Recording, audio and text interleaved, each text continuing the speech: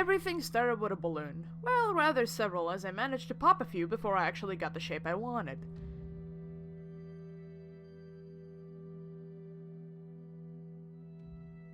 I shaped it into a form I wanted by using tape that I rolled around it. This was done for the sake of reducing the weight and material needs for the middle. The shape wasn't perfect, so I added bits and pieces of paper to it, using my sketch as a blueprint and a guide.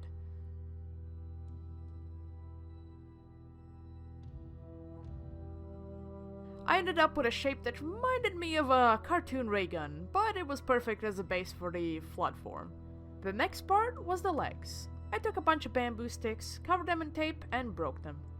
The tape stops the sticks from snapping entirely, and also helps with further securing them later down the line.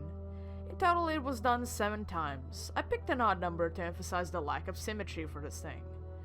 Each leg was bent and shaped in a different manner to the point that no 2 legs were exactly the same.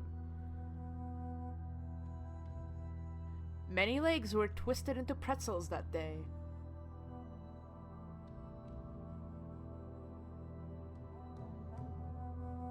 And lastly, the tendrils were made. It followed the same process, however, instead of broken, the sticks were bent to give them a curve instead. The original model I used as a reference had the tendrils straight, but to save on space and for center of weight reasons, I curved them.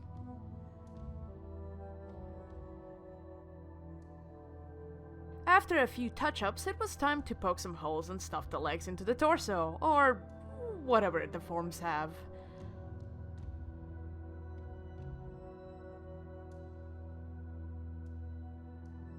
After the legs were secured, I started working on the second one, which is arguably a rather different design due to the differences between Halo games. I'm just going to flood the entire room with my art projects, aren't I? This time, because I realized that balloon start was a hassle and the importance of it was blown out of proportions, I decided to do a good old paper start. Once more, a few legs were made, this time 6, as the designs vary quite a bit from each Halo game. They follow the same process, but on a smaller scale. After the exoskeletons, well, rather skeletons to the 2 were done, it was time to add paper. I started with the legs, so when the paper mache dries, it can stand on its own without needing to be fixed to a surface. The temporary surface I used was just an old board game from one of my shelves. Quite honestly, it wasn't even that fun.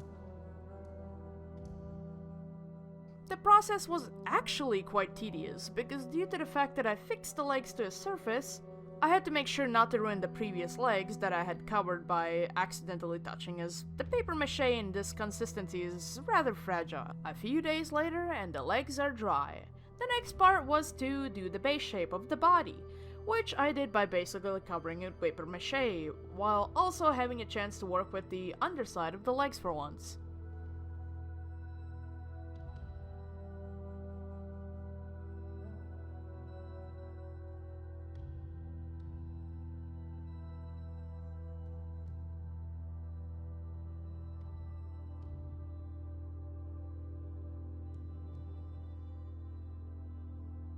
Every time a milestone on the flood form was complete, I set it aside and worked on the other one to make sure it is caught up to the other one.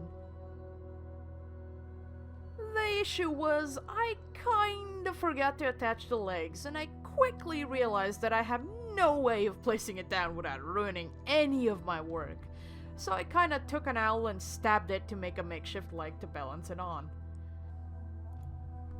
Actually, Bitey, the second flood form that I nicknamed later down the line, spent most of its designing time on 3 little makeshift stilts, making him look like a little silly tripod puppy of doom.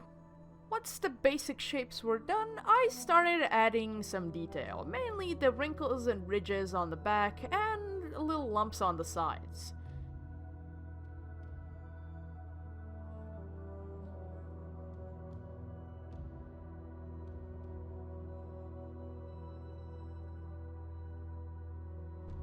As for the tendrils, I made just 4 craters at its front, for later stabbing and stuffing.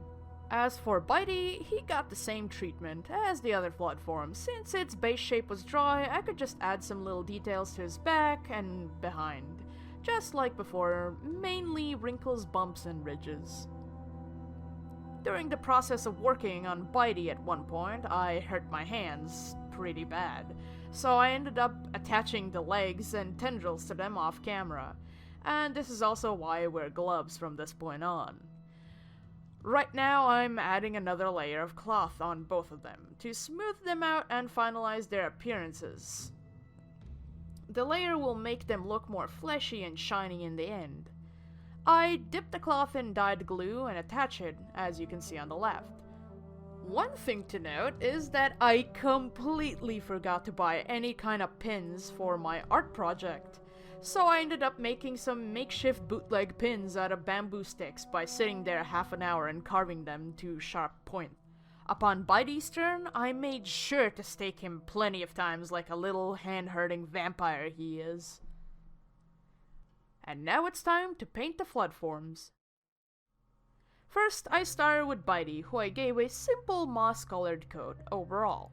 The paint I used was nothing special, something you can buy in any general store.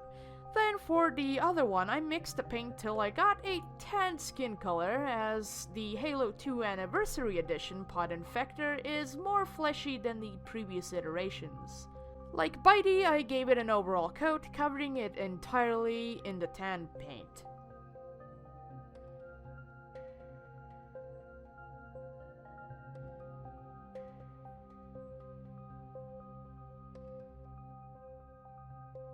Once they were dry, I made a pale skin color and I painted the top of the Pod Infector along with a few areas on its bumps and ridges and knees, giving it a little bit of a highlight. I did the same to Bitey. I made a lighter moss green color and I painted its top, making sure to fade it out towards the front and bottom. The next part was the shadows. I mixed darker tones and started applying them to the Pod Infector. The lower the Pod Infector went, the darker its tone composition got. The areas in between the knees, the tips of the tendrils, and its middle part were especially worked on with this new color. I ended up painting about 5 layers on each layer being in a different tone to give their skin some proper texture.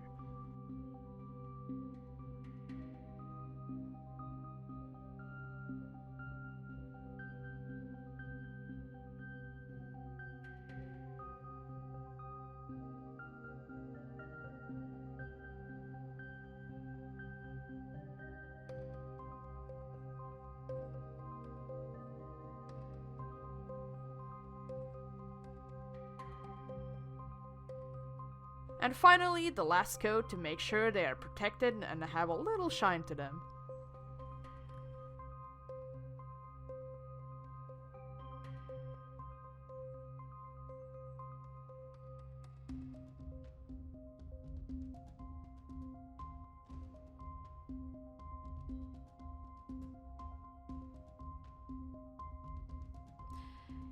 Here is the end result.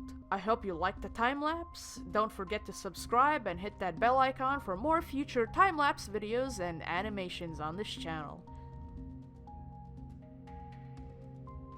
And if you want, you can check out my Twitter where I usually post updates on various art projects and animations.